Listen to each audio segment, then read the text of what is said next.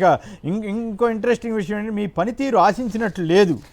మీకేం పట్టదా జగన్ తిట్టలేదనో లేకపోతే ఇంకోటనో అసలు మంచి చేస్తున్న ప్రభుత్వాన్ని మీద విమర్శలని ఒకవైపు ఏమో అదైతే ఇంకోవైపు ఏమో ఇదేం సుపరిపాలన జనం తొలి అడుగులో ప్రశ్నలు వేస్తున్నారట. విష్ణు గారు చెప్పండి, మంత్రుల మీద కోపపడ్డారు బహుశా మరి లోకేష్ గారు కూడా మంత్రి గారిగా ఉన్నారు, ఉప ముఖ్యమంత్రి గారు కూడా ఉన్నారు. ఎవరెవరిని ఉద్దేశించి అని ఉంటారు?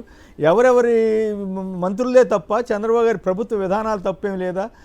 దీన్ని ఎట్లా చూస్తారు? మంత్రులు కోపపడ్డారంట చంద్రబాబు గారు. సార్, ఇప్పుడు మొత్తం వ్యవస్థలో ఈ మధ్యకాలంలో మనం చూస్తున్నటువంటి పరిస్థితి ఏంటంటే, ప్రభుత్వం ఏర్పడటానికి కేంద్ర బిందువులుగా ఉన్నటువంటి శాసనసభ్యుల గురించి మనం ఈ మధ్యకాలంలో చూసాం. చంద్రబాబు నాయుడు గారే డైరెక్ట్ మీటింగ్లో చెప్పారు. ఏమని? మీ పనితీరు బాగాలేదు, మీ సర్వేలు చేస్తున్నాము, మీ సర్వేలకి మీకు సరైనటువంటి పరిస్థితి లేదు, లేకపోతే మీకు దండం అని చెప్పని ఎమ్మెల్యేలు అందరూ కూడా అవినీతి పరులుగా క్షేత్రస్థాయిలో ప్రజా వ్యతిరేకత ఎదుర్కొంటున్నటువంటి నేతల కింద శాసనసభ్యుల్ని మనం చూసాం. మనం కాదు, వాళ్ళ పత్రికల్లోనే చంద్రబాబు నాయుడు గారు మాట్లాడినటువంటి మాటలే.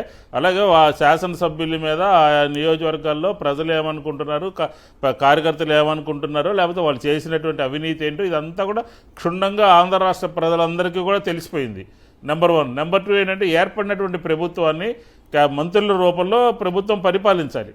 ఆ పరిపాలించేటటువంటి సందర్భంలో నిన్న క్యాబినెట్లో మాట్లాడినటువంటి మాటలు చంద్రబాబు నాయుడు గారు, మీ పనితీరు బాగోలేదు, మీరు ఆశించిన విధంగా చేయట్లేదు, మీరు ఆశించిన విధంగా జిల్లాలు తిరగట్లేదు, మీ శాఖల్లో జరుగుతున్నటువంటి విషయాలు కూడా మీరు ప్రజలకు చెప్పట్లేదు అన్నారు. కరెక్ట్గా వీళ్ళందరూ కూడా ఏంటంటే ఫెయిల్యూర్, మంత్రులందరూ కూడా ఫెయిల్ అయిపోయారు. జగన్ గారిని ఇంకా గట్టిగా తిట్టట్లేదు అనే కోపం కూడా చెబుతున్నారు కొందరు. అంటే ఇప్పుడు ఆయన కాన్ఫిడెన్స్లో తీసుకుంది ఈ వ్యవస్థలన్నింటిలో కూడా రెండు పత్రికల్ని ప్రధానంగా తీసుకున్నారు సార్. ఎమ్మెల్యేలు మంత్రులు ఫెయిల్ అయిపోయారు. జగన్మోహన్ రెడ్డి గారిని రోజు తిట్టాలి. ఇప్పుడు ఆయనే తిడుతున్నాడు రోజు.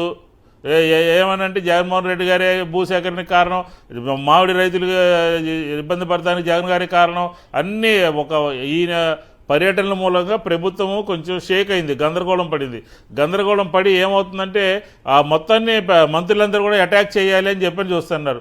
వాళ్ళు నిన్న నాకు చాలా నవ్వు వచ్చింది, ఆశ్చర్యం వేసింది.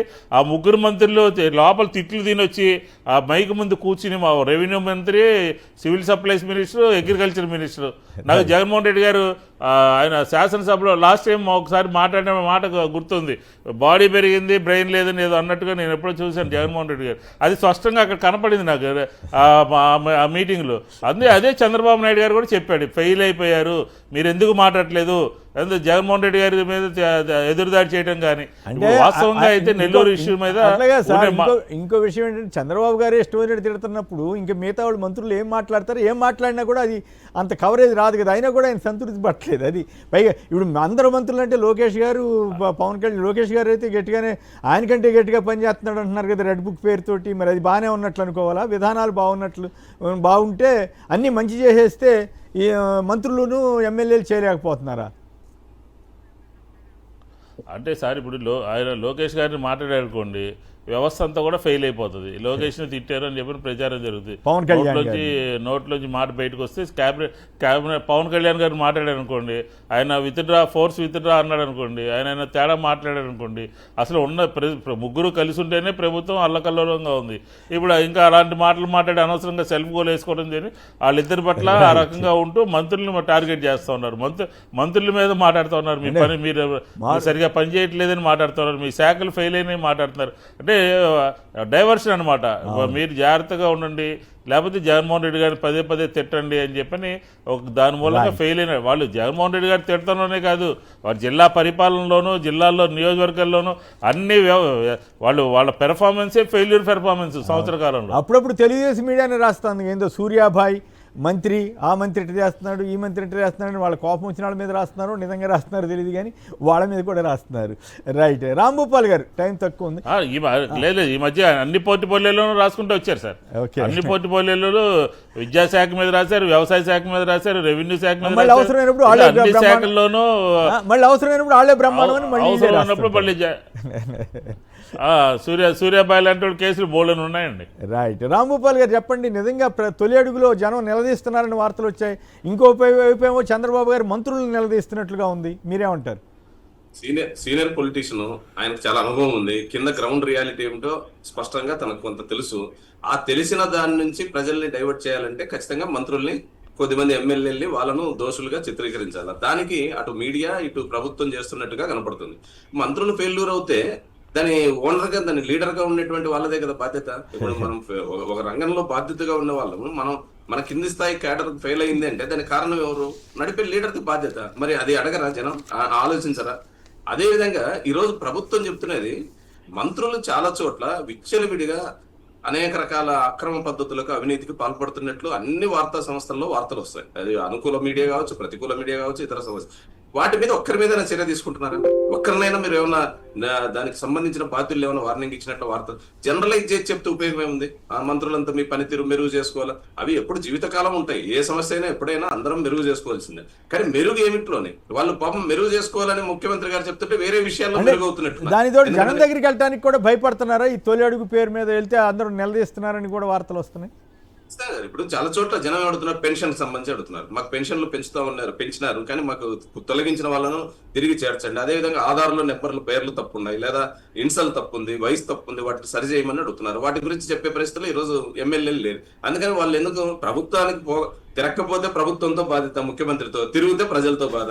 తిరిగినట్టుగా ఉండాలా, తిరగనట్టుగా ఉండాలా. అందుకని తిరుగుతున్నట్టున్నారు, పొగుడుతున్నట్టున్నారు అన్నట్టుగా ఒకరికొకరు సర్దుబాటు వ్యవహారం మీద పని. రెండోది, ఈ రోజు విద్యుత్ ఛార్జీల గురించి మాట్లాడారు సార్. మీరు ఫస్ట్ వార్తగా చదివినారు, సమయం రీత్యా సరిపోదు. కానీ ఈరోజు ప్రభుత్వం ఏం చెప్తుందంటే, మేము బాధుడు లేకుండా చేసినాం, చాలా విద్యుత్ ఛార్జీలే కంటారు. వాస్తవానికి మిగులు ఏర్పడింది. గతంలో వసూలు చేసిన దాని వల్ల 2800 కోట్ల రూపాయలు ఈ రోజు ప్రభుత్వం దగ్గర అదనపు వసూలు చేసినట్టు ప్రభుత్వం ఏపీసీపీడీసీఎల్ అంగీకరించింది. దాని ప్రకారం అది రిటర్న్ చేయాల. రిటర్న్ చేయకపోగా ఈ రోజు మళ్ళా సిపిడిసిఎల్ గానీ, లేదా అదే విధంగా ఇతర విద్యుత్ సంస్థలు 848 కోట్ల రూపాయలు అదనంగా పెంచడానికి ఏపీఆర్సీకి వాళ్ళు ఉత్తరం పెట్టుకున్నారు. అంటే ఒక పక్క ప్రభుత్వం దగ్గర డబ్బు మిగిలింది, రెండో పక్క 800 కోట్ల రూపాయలు పెంచమని మేము పెంచుకోవడానికి 3600 కోట్లు పెంచమని 842.88 కోట్ల రూపాయలు పెంచడానికి అనుమతి అడుగుతూ ప్రభుత్వానికి వీళ్ళు ఏపీసీపీడీసీఎల్ వాళ్ళు. ఓకే, టైం అయిపోయింది. ఫైనల్ గా గోపి గారు ఒక మాటలో చెప్పండి దయచేసి, మంత్రుల్ని మారుస్తారా Chandrababu garu? Yes or no? మారుస్తారు సార్, ఖచ్చితంగా 2 సంవత్సరాలు పూర్తయిన తర్వాత ఖచ్చితంగా మారుస్తారంటారా? అందుకోసమే గ్రౌండ్ తయారు చేస్తున్నారా? అందుకోసమే తయారు చేస్తున్నారు, అందుకోసమే వీరు పని చేయట్లేదని. మంత్రులు పని చేయనప్పుడు మంత్రుల నాయకుడిగా ముఖ్యమంత్రి కూడా పట్ల కూడా అసంతృప్తి ఉంటుంది. జనం అయితే ప్రశ్నిస్తున్నారండి తెలుగుదేశం కూటమి నాయకుల్ని. గ్రామాల్లో విజిట్కి వెళ్ళినప్పుడు జనం అయితే ప్రశ్నిస్తున్నారు. రైతు బంధు పథకం కానీ మరి అట్లాంటివి చాలా స్కీమ్స్ ఎన్నికల మేనిఫెస్టో దగ్గర పెట్టుకుని చూస్తే చాలా అనేక ప్రశ్నలు సహజంగానే వస్తాయి. ఇప్పుడు రేపు ఆగస్టు 15 నుంచి అమలు చేయబోయే ఉచిత బస్సు కూడా దారుణంగా ఉందండి, దారుణంగా ఉంది. ఎక్కడ ఆ ఊర్లో జరగడమే తప్ప నువ్వు పక్క జిల్లాకి వెళ్ళలేవు. చిన్న చిన్న జిల్లాలు ఇవి. ఇప్పుడు మాకు నూజివీడు నుంచి విజయవాడ రావాలంటే ఖచ్చితంగా టికెట్ కొనుక్కోవాల్సిందే.